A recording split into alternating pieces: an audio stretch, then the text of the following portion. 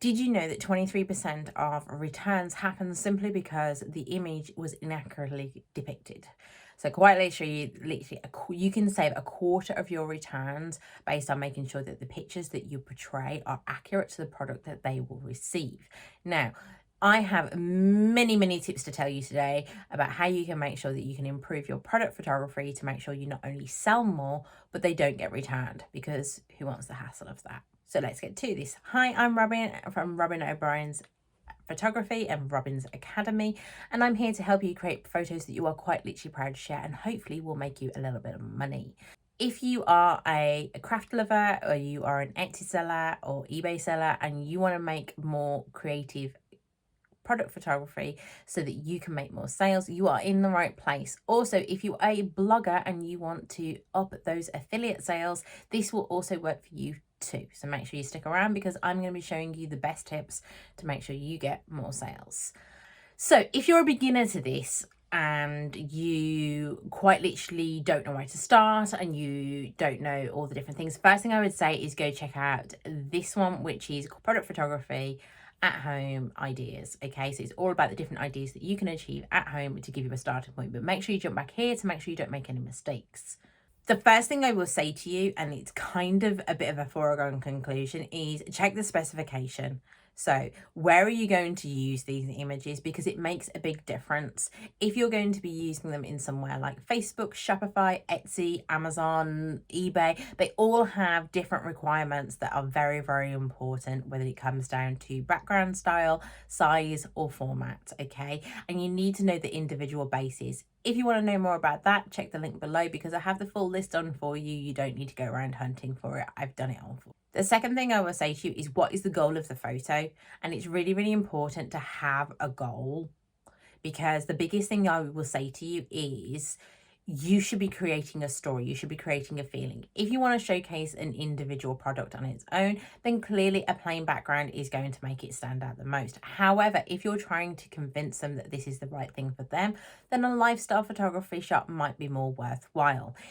If you don't want to work out all of this yourself, please check out Perfect Products, because I've done all the work for you. Check that down below, because I guarantee it will save you a boatload of time.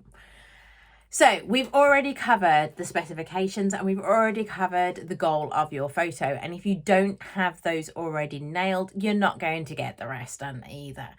Thirdly, you need to make sure that it's properly lit. This is the number one mistake that I see people make when they don't learn photography before they start uploading product photos. Yes, we all don't have the ability to get a professional photo to do every shoot of every product that we have. I get it, totally. But that doesn't mean you can't learn the fundamentals yourself. If you don't understand lighting, you need to go and check out that one as well. Yep, this is the way it's going to be. Just pause me. It's fine. I'll still be here in a moment. Go check out the basic fundamentals that you need to understand on how to do lighting. In particular, you need to make sure that you're not getting your colours wrong. This is why people say to you not to use lighting, and this is how they convince you to go out and buy very expensive studio lighting. I'm telling you now, you don't need to. You can literally just change your bulb from the local DIY store.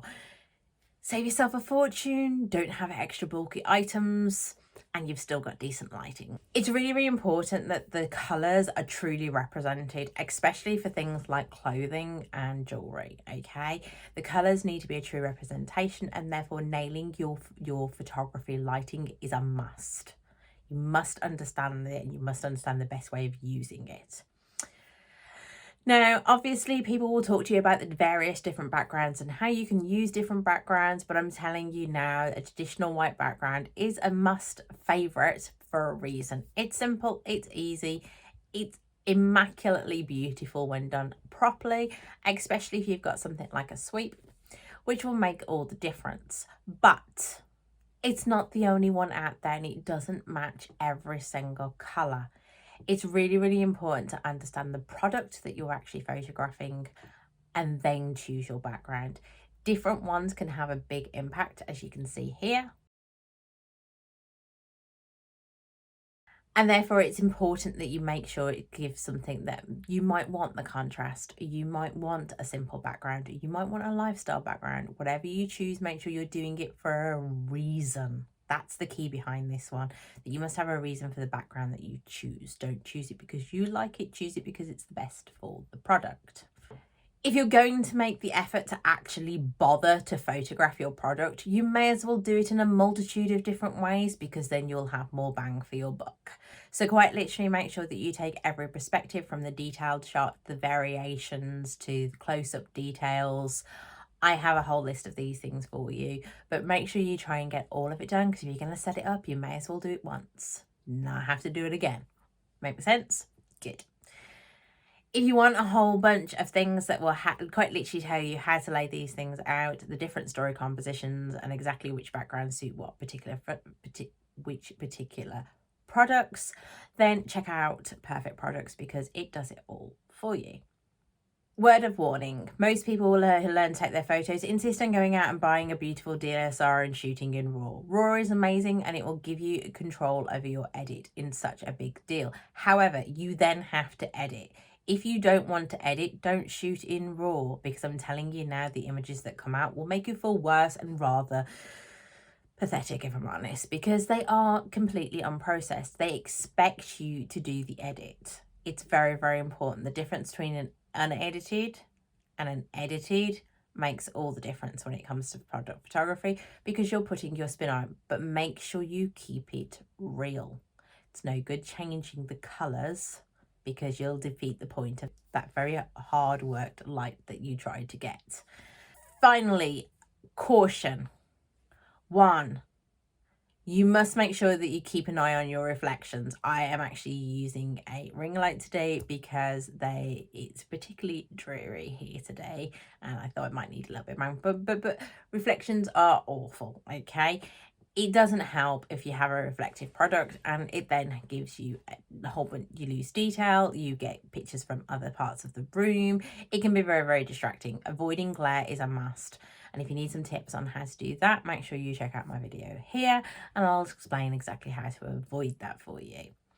Finally, make sure you optimize your images. Optimizing your image from SEO perspective and making sure that you don't overcomplicate things will increase your speed and make the overall journey for your customer much more viable, making them more likely to buy. Yes, speed is everything still. So make sure you optimize your images. And if you don't know how to do that, I have a 7 checklist for you as well. Check that down below and you can go check that out now.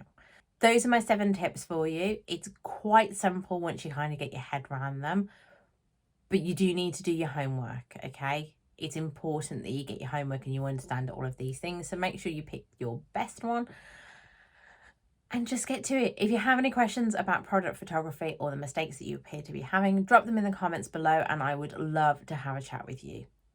See you next week.